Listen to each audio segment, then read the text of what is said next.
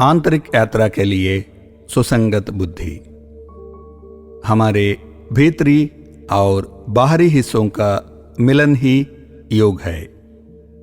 इसे कर्म, भक्ति, सांख्य, बुद्धि जैसे कई मार्गों से प्राप्त किया जा सकता है। व्यक्ति अपनी प्रकृति के आधार पर उसके अनुकूल मार्गों से योग प्राप्त कर सकता है।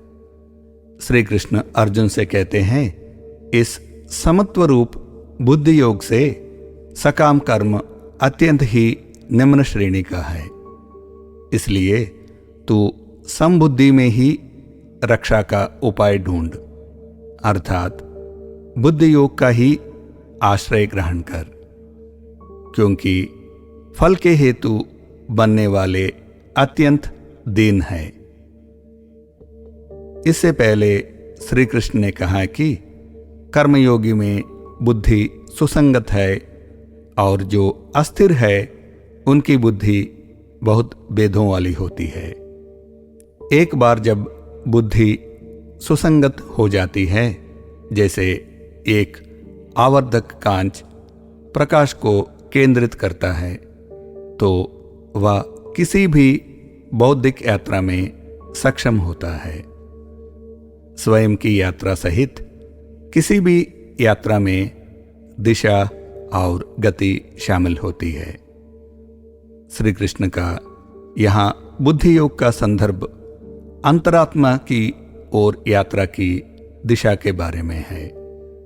आमतौर पर हम भौतिक दुनिया में इच्छाओं को पूरा करने के लिए सुसंगत बुद्धि का उपयोग करते हैं, लेकिन हमें इसका उपयोग अपनी यात्रा को स्वयं की ओर आगे बढ़ने के लिए करना चाहिए।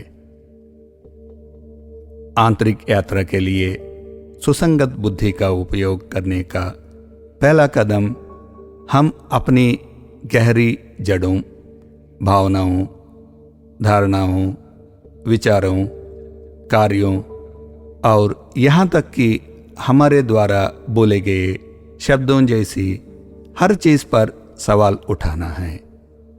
जैसे विज्ञान ज्ञान की सीमाओं को आगे बढ़ाने के लिए प्रश्न पूछने का उपयोग करता है, ऐसी पूछताछ हमें परम सत्य को उजागर करने के लिए उपयोगी है। श्री कृष्ण आगे कहते हैं कि दुखी वह है जिनका उद्देश्य कर्मफल प्राप्त करना है। हम इस प्रवृत्ति को विकसित करते हैं क्योंकि कर्मफल के द्वारा सुख की कामना करते हैं।